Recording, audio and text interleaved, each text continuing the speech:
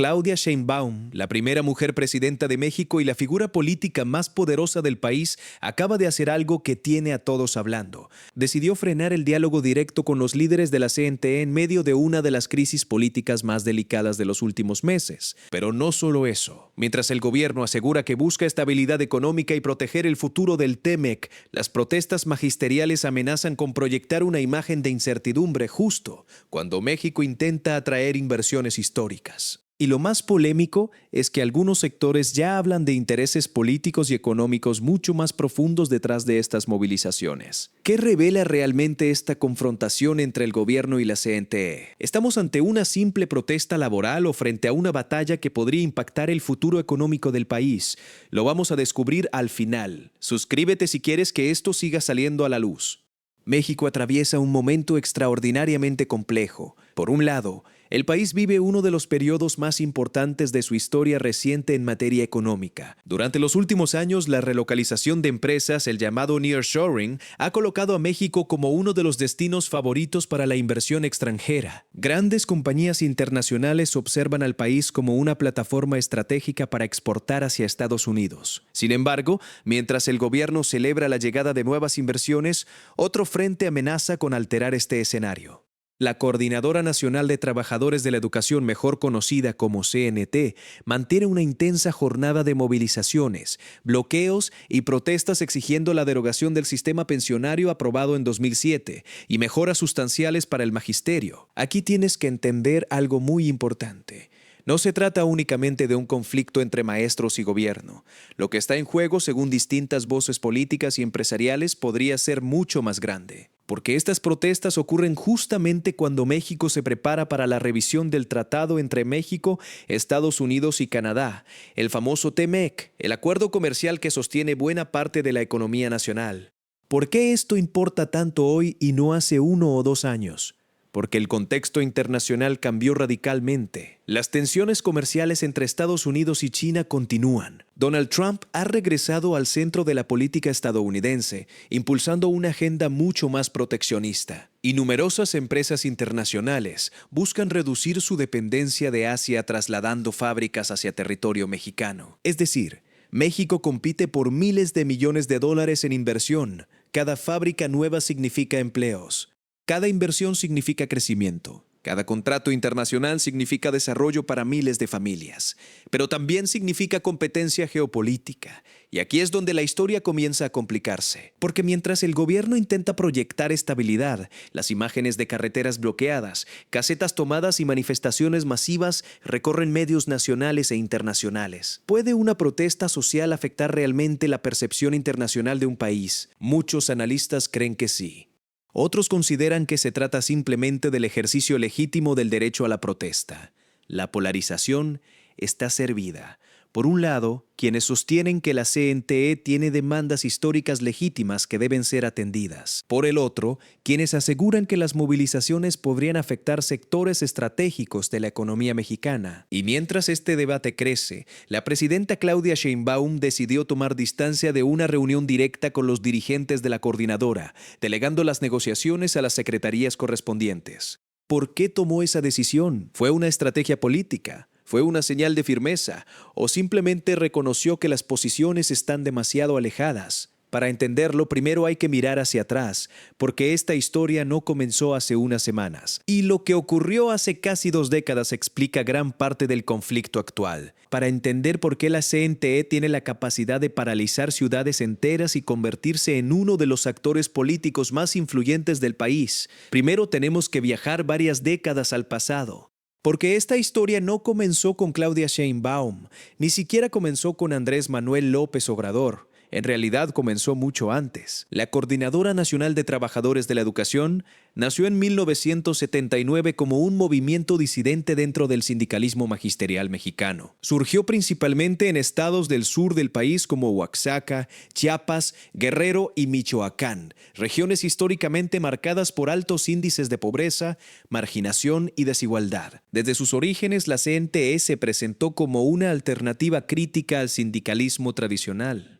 Su discurso era claro, defendían la democratización sindical, cuestionaban el control político del Sindicato Nacional de Trabajadores de la Educación y denunciaban que las dirigencias oficiales estaban demasiado cercanas al poder político. Durante décadas, la coordinadora construyó una enorme capacidad de movilización, marchas, paros, plantones, bloqueos, movilizaciones masivas. Poco a poco, la CNTE dejó de ser únicamente una organización gremial. Se convirtió en un actor político nacional. Y aquí aparece un dato fundamental. La CNT ha logrado sobrevivir a gobiernos del PRI, del PAN y ahora de Morena. Todos los presidentes han negociado con ellos. Todos. Carlos Salinas, Ernesto Zedillo, Vicente Fox, Felipe Calderón, Enrique Peña Nieto, Andrés Manuel López Obrador y ahora Claudia Sheinbaum. ¿Por qué? Porque ningún gobierno ha logrado resolver completamente el conflicto. Recordemos lo ocurrido en 2013, durante el gobierno de Enrique Peña Nieto se impulsó una profunda reforma educativa. El gobierno argumentaba que era necesaria para mejorar la calidad de la educación. Sin embargo, la CNTE interpretó la reforma como un intento de afectar derechos laborales históricos del magisterio. La respuesta fue inmediata. Movilizaciones masivas, bloqueos, protestas en la Ciudad de México, tomas de instalaciones gubernamentales. Durante meses el conflicto dominó la agenda nacional. Muchos mexicanos todavía recuerdan aquellas imágenes. Calles cerradas, campamentos permanentes, enfrentamientos, tensión política constante. Y aunque la reforma finalmente fue aprobada, el costo político resultó enorme. Con la llegada de Andrés Manuel López Obrador al poder en 2018, la relación cambió significativamente. López Obrador prometió cancelar la reforma educativa impulsada por Peña Nieto y cumplió. La nueva administración estableció una relación mucho más cercana con el magisterio disidente. Muchos observadores interpretaron este acercamiento como un reconocimiento histórico a las demandas del movimiento. Otros lo interpretaron como una decisión eminentemente política. Pero aquí aparece una contradicción interesante, porque aunque Morena eliminó la reforma educativa anterior, no logró resolver completamente todas las demandas de la CNTE, especialmente las relacionadas con el sistema de pensiones. Y ese es precisamente el origen del conflicto actual. La coordinadora exige la eliminación del sistema pensionario implementado en 2007. Consideran que dicho esquema perjudica seriamente a los trabajadores de la educación. Exigen regresar a un modelo anterior, exigen mejores condiciones laborales, exigen modificaciones estructurales, pero el gobierno sostiene que muchas de estas demandas implican costos presupuestales extraordinariamente elevados. Según distintos cálculos difundidos en el debate público, el costo podría ascender a varios billones de pesos, una cifra gigantesca. Una cifra que, según funcionarios y especialistas, tendría implicaciones enormes para las finanzas públicas mexicanas. Aquí es donde la historia se vuelve mucho más compleja. Porque ambos lados poseen argumentos. La CNTE sostiene que se trata de derechos laborales. El gobierno argumenta que debe preservar la estabilidad fiscal. ¿Quién tiene razón? Esa es precisamente la pregunta que divide al país. Y antes de continuar, si esto que estás viendo te resulta útil para entender la política que los medios no explican, suscríbete al canal. Cada semana seguimos desarmando estas historias pieza por pieza, porque lo que ocurrió después elevó el conflicto a un nivel completamente distinto.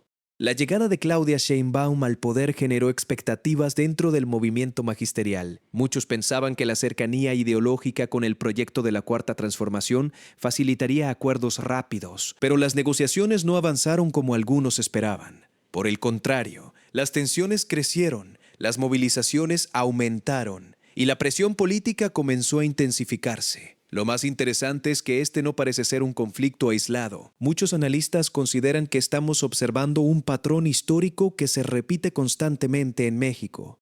Cada vez que un gobierno intenta equilibrar demandas sociales legítimas con restricciones presupuestales, aparecen tensiones. Cada vez que existen recursos limitados y expectativas elevadas, surgen conflictos. Y la CNT ha demostrado una y otra vez que posee la capacidad de colocar esos conflictos en el centro del debate nacional. Pero aquí viene lo fuerte. Porque para comprender realmente lo que está ocurriendo hoy, necesitamos revisar exactamente cómo se desarrolló esta crisis durante las últimas semanas. La cronología revela detalles que muy pocas personas han observado. Y cuando conectemos todos esos acontecimientos, la historia cambiará por completo. Y ahora sí llegamos al momento donde todas las piezas comienzan a encajar. Porque una cosa es conocer la historia de la CNTE y otra muy distinta es entender cómo se desarrolló la crisis que hoy mantiene en tensión al gobierno federal. Cuando observamos la línea de tiempo completa, descubrimos que esto nunca fue únicamente una protesta magisterial. Se convirtió en una prueba política para el nuevo gobierno.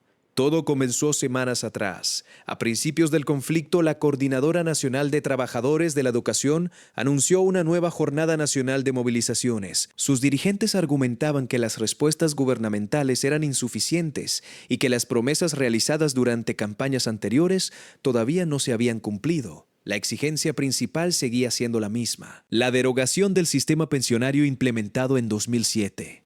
Además de incrementos salariales y modificaciones estructurales en las condiciones laborales del magisterio. Hasta aquí podría parecer una protesta más. México ha vivido innumerables movilizaciones sindicales a lo largo de su historia. Pero lo que ocurrió después cambió completamente el escenario.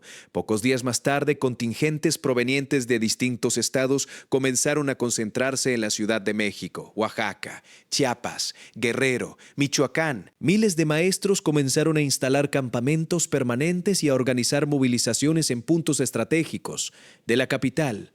La presión aumentaba, las negociaciones continuaban, pero los acuerdos seguían sin llegar. Entonces ocurrió el primer gran punto de quiebre. A mediados de la jornada de protestas comenzaron los bloqueos en vialidades importantes, accesos carreteros y diversos puntos neurálgicos para la actividad económica y administrativa del país. Las imágenes se viralizaron rápidamente: filas kilométricas, miles de ciudadanos afectados, pérdidas económicas, retrasos, cancelaciones. La conversación nacional cambió. Hasta ese momento el debate giraba alrededor de los derechos laborales de los maestros. Ahora comenzaba a girar alrededor de las consecuencias económicas. Y aquí surgió la primera gran pregunta: ¿hasta dónde estaba dispuesto a llegar el movimiento? Pero espera, porque esto se pone aún más interesante. Pocas horas después comenzaron a aparecer voces desde el sector empresarial advirtiendo sobre posibles afectaciones a la imagen internacional del país. No se trataba solamente de pérdidas económicas inmediatas. Se trataba de percepción, y en un contexto donde México intenta atraer inversiones históricas derivadas del nearshoring, la percepción internacional resulta crucial. Hasta aquí podría parecer una disputa nacional, pero lo que pasó a continuación elevó el conflicto a un nivel completamente diferente. En distintos espacios mediáticos comenzó a discutirse la relación entre estabilidad social, inversión extranjera y la próxima revisión del TEMEC. De pronto la conversación dejó de ser únicamente educativa. Se volvió geopolítica. Algunos analistas comenzaron a plantear una hipótesis preocupante. Si México quiere consolidarse como destino prioritario para las inversiones globales, necesita proyectar estabilidad institucional. Y cualquier episodio prolongado de conflictividad social podría afectar esa narrativa. Las opiniones se polarizaron inmediatamente. Unos acusaban a los críticos de criminalizar la protesta social. Otros sostenían que ningún país puede aspirar a recibir grandes inversiones mientras sectores estratégicos permanecen paralizados. El debate estaba servido. Entonces llegó otro momento decisivo. En medio de las crecientes tensiones, la presidenta Claudia Sheinbaum decidió no reunirse personalmente con los dirigentes de la CNT, delegando las negociaciones a las dependencias responsables. La decisión generó interpretaciones completamente opuestas. Para algunos representaba una señal de firmeza institucional. El mensaje era claro: las negociaciones continuarían, pero dentro de los canales correspondientes. Para otros, la decisión fue interpretada como un endurecimiento de la postura gubernamental. Las críticas no tardaron en aparecer, y tampoco las reacciones desde la propia CNTE. Dirigentes del movimiento señalaron públicamente que continuarían las movilizaciones hasta obtener respuestas concretas. El conflicto escalaba. La tensión crecía, y mientras tanto millones de mexicanos observaban la situación preguntándose lo mismo: ¿quién cederá primero? Pero aquí viene lo verdaderamente importante. Recuerda que al inicio te dije que había algo que muchos no estaban viendo claramente. Estamos llegando ahí. Porque cuando revisamos cada acontecimiento en orden cronológico, descubrimos un patrón sorprendente. Cada vez que aumentaba la presión en las calles, aumentaba también la discusión sobre el impacto económico. Cada vez que se intensificaban los bloqueos, reaparecía el debate sobre inversiones y estabilidad. Y cada vez que el conflicto parecía acercarse a una solución, surgían nuevas tensiones. ¿Simple coincidencia? ¿O estamos frente a algo mucho más profundo? Para responder esa pregunta debemos entrar en el núcleo del conflicto. Debemos analizar qué dicen públicamente ambas partes, qué intereses podrían existir detrás de cada posición y, sobre todo, qué está realmente en juego para el gobierno de Claudia Sheinbaum. Porque cuando analizamos los incentivos políticos y económicos de cada actor, la historia cambia por completo. Y aquí es donde llegamos al verdadero corazón de esta historia. Porque hasta ahora hemos hablado de antecedentes, hemos hablado de movilizaciones, hemos hablado de cronologías, pero todavía no hemos respondido la pregunta más importante. ¿Qué es lo que realmente está en juego? Porque cuando escuchas a la CNT y al gobierno federal, parece que ambos hablan de cosas completamente distintas. Por un lado, la coordinadora sostiene que sus demandas son históricas, legítimas y necesarias. Afirman que miles de maestros han trabajado durante décadas bajo condiciones difíciles. Sostienen que el sistema de pensiones implementado en 2007 perjudicó gravemente a los trabajadores de la educación y argumentan que el Estado mexicano tiene la obligación moral y política de corregir esa situación. Desde esta perspectiva, las movilizaciones no serían un capricho, serían un mecanismo de presión, un instrumento de lucha, un recurso histórico utilizado por el magisterio para lograr cambios que, según ellos, nunca llegarían mediante negociaciones ordinarias. Y aquí hay algo importante que tienes que entender. La CNT posee una larga tradición de movilización social. Durante décadas, ha demostrado que solamente intensificando la presión logra sentar a los gobiernos en la mesa de negociación. Ese ha sido el patrón histórico. Ahora observemos la postura gubernamental. El gobierno federal reconoce que existen demandas legítimas, reconoce también la importancia del magisterio. Sin embargo, sostiene que muchas de las exigencias tienen costos presupuestales extremadamente elevados. Y aquí aparece uno de los conceptos más importantes de toda esta historia: viabilidad financiera. Porque una cosa es querer implementar una medida y otra muy distinta es poder financiarla. Según diversas estimaciones difundidas durante el debate público, regresar al sistema anterior de pensiones podría representar costos de varios billones de pesos para el Estado mexicano.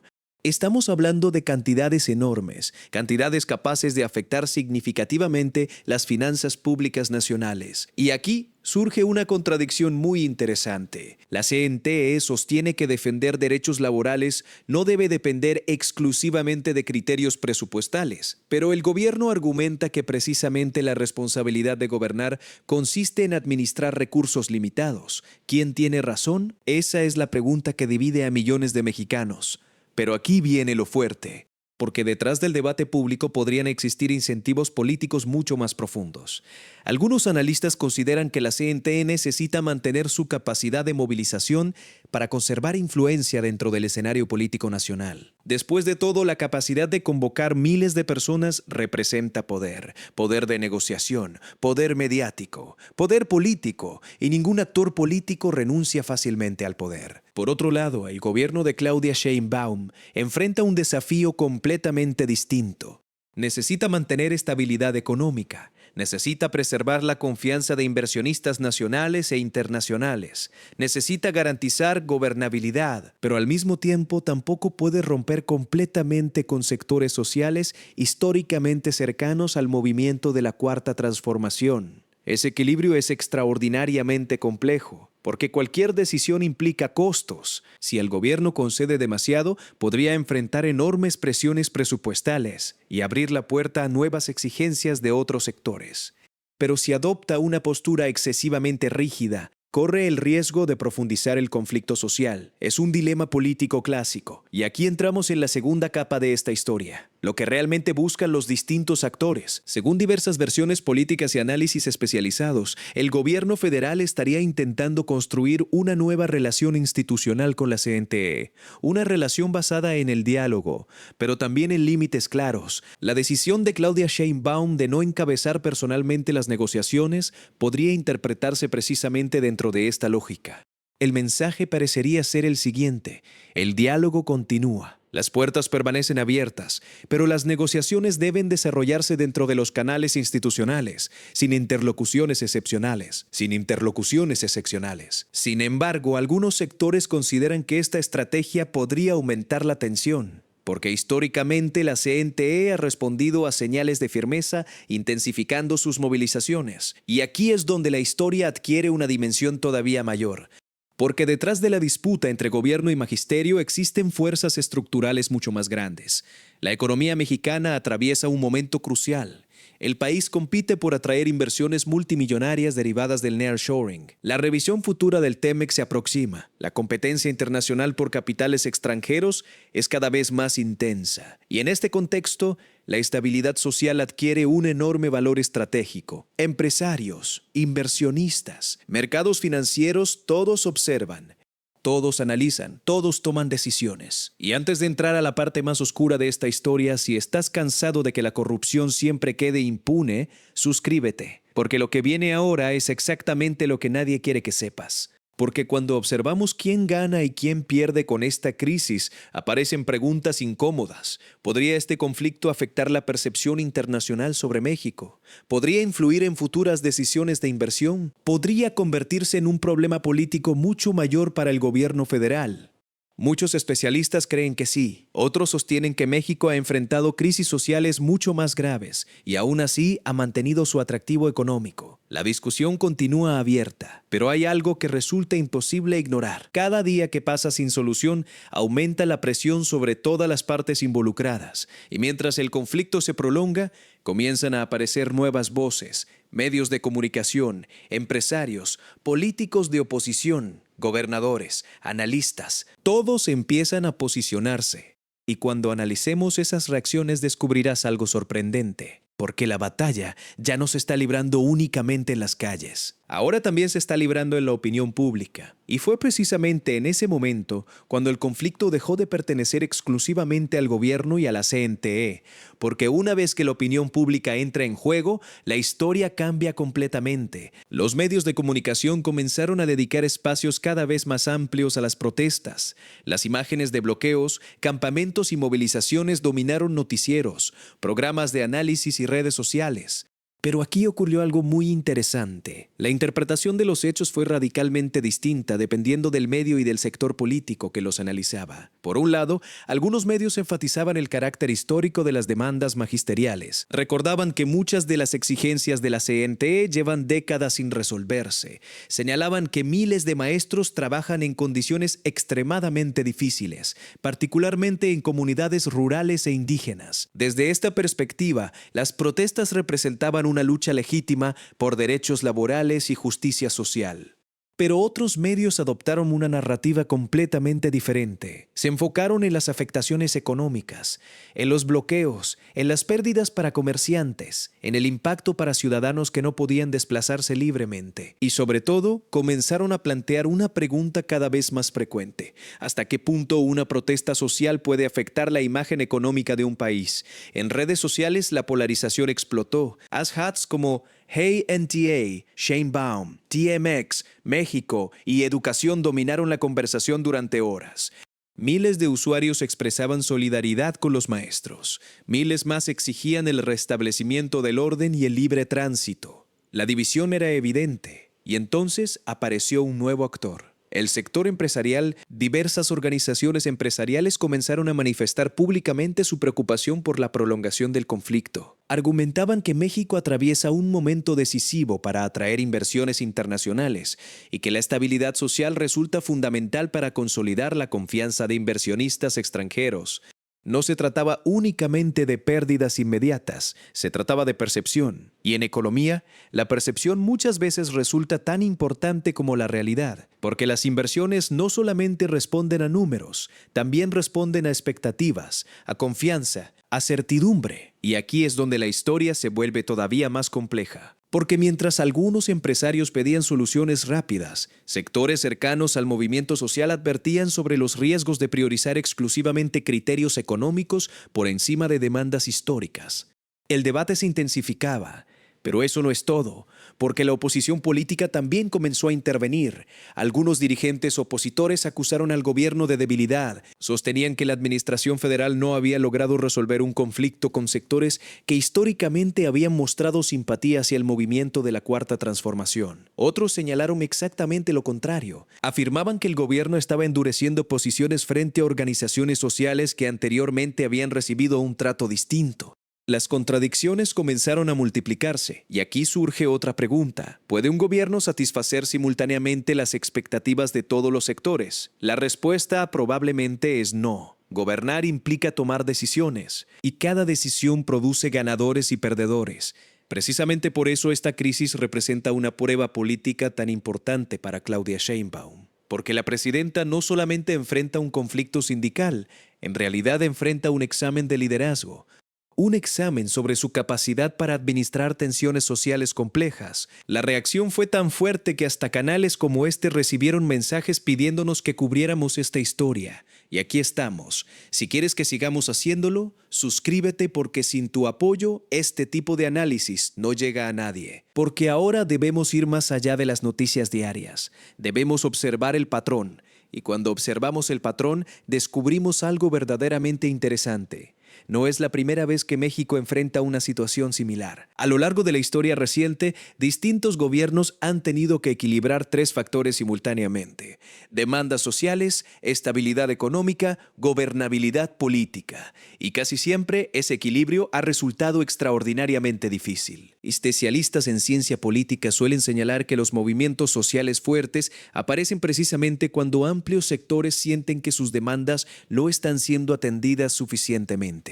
Pero también advierten algo: la prolongación excesiva de conflictos puede terminar erosionando la legitimidad tanto de gobiernos como de movimientos sociales. Eso significa que todas las partes tienen incentivos para encontrar una salida. La pregunta es cuándo y bajo qué condiciones. Recuerda que al inicio del video te dije que había algo que muchos no estaban viendo. Estamos llegando a ese punto, porque cuando analizamos quién gana, quién pierde y quién necesita resolver esta crisis con mayor urgencia, comenzamos a descubrir algo mucho más profundo. Algo que podría definir no solamente el desenlace de este conflicto, sino también el futuro político de la administración de Claudia Sheinbaum.